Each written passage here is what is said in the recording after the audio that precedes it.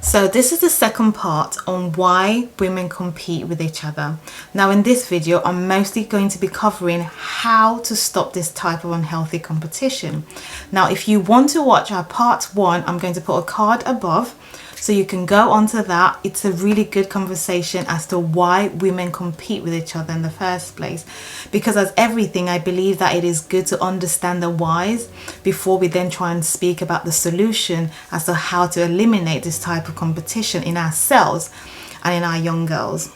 Now, before going into this step, what we need to realize sometimes is the solution is easier than we think. So when I go through these 5 things, I want you to really try it out for the next 2 weeks and see and comment, let us know, send me an email and let me know if this really impacts and this makes any change in the way that you see things generally. So number 1 thing that I would like to talk about is mindfulness. So mindfulness is being a state where we are so mindful of what's going on at the moment. So every time we see someone that we feel like we need to compete with, number 1 thing that we want to do is we want to recognize it. We don't want to sweep you under the carpet to say, it doesn't matter, I'm okay. What I need you to do is I need you to be mindful and record that. Now, what I then need you to do is I need you to self-reflect. I need you to ask yourself in regards to why you feel intimidated or why you feel envious towards that woman. And it is bringing these emotions to the surface that allows you to almost deal with it, to then say to yourself, well, what do you need to do? Why do I feel like I'm envious towards this woman? If this woman is doing her own thing, do I not think that I can do my own thing? So the reason for mindfulness, it allows you to understand that there is more than enough to go around. There is surplus. All you need to do is that you just need to be ready to take your place. You competing with that woman doesn't justify your place, doesn't create a space for you. It just creates some kind of negative energy, which we don't need at all. Number 2 that you need to do is that we need to understand as women and as a society in general that when we rank our self-worth based on where we are in the community, it doesn't do much for us. So really, I need you to take out your self-worth. I need you to take out ranking your self-worth as that you need to be placed on a certain level of importance in the community. Your self-worth belongs to you. It has nothing to do with anybody else. It has nothing to do with the community or the sect or the group that you belong to. Nothing to do with that. True self-worth in its authenticity is really how we feel like we're worthy. It's not what anybody else thinks, it's what we think. Number 3 in how to deal with that is that we need to be direct. We need to be direct when we admire someone or we admire another woman who's done something way more than what we've done. We need to really take time to appreciate and admire genuine admiration towards that woman to even help us to think that we can be better. We can't do things better in our own way, not emulating, not copying that woman to be exactly like them, to be a carbon copy of that woman, but really almost like a motivation for us to say, if that woman can do it with this hard work, then I can do it as well. And we really need to take it from that angle, and that's fine as well.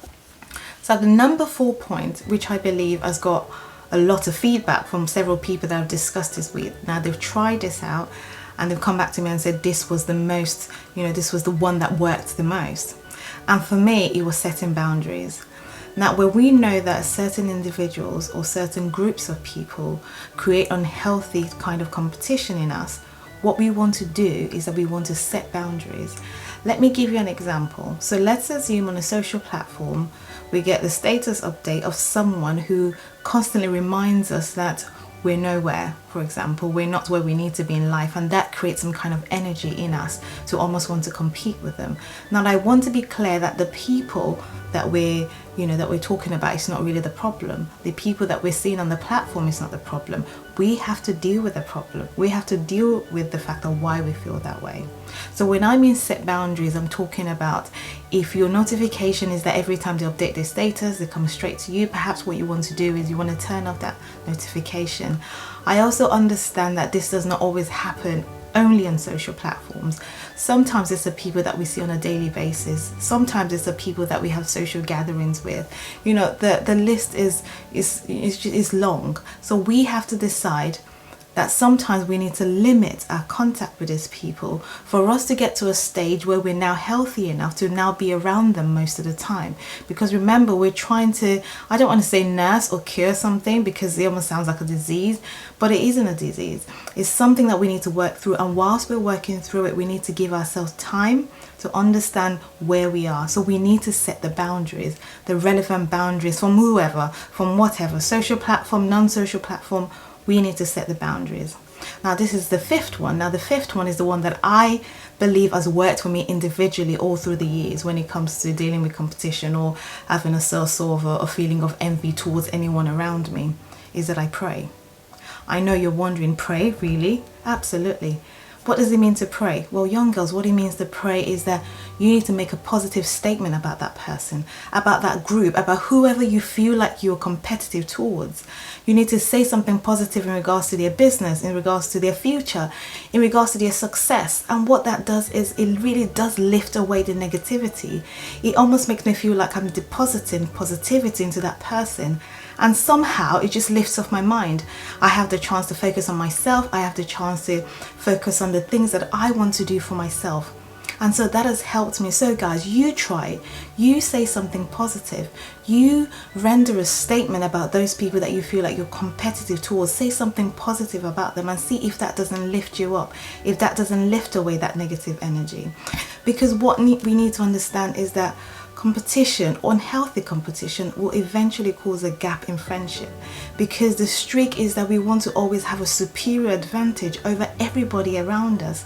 It doesn't matter the occasion. So eventually people would stop wanting to be around us, and that is quite negative. We just feel like we're in our own bubble and there's nobody to share that with. There's nobody to constantly be around because nobody wants to hear us speak, or nobody wants to be around us. And again, I'm going to stop rambling now, but I hope that you guys understand what we're talking about in regards to how to stop this from evolving into, you know, more young girls thinking that this is the norm, because this is not the norm. Women who come together form, you know, a great group of friendship. They form a great group of business support system. We can do so much when we do it together and not separated. And we need to teach this to the young girls behind us. We need to let them know that we can do so much more together than apart, right? And so competitiveness is good, but it has to be healthy.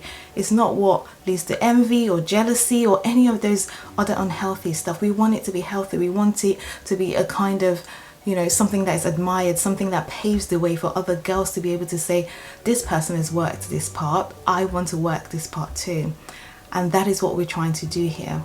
So again, parents, if you have any questions, let us know. Just send us an email. It's info@wateredsea.org, and we will see you soon. So we hope you've enjoyed our video. We'll see you next time. Bye.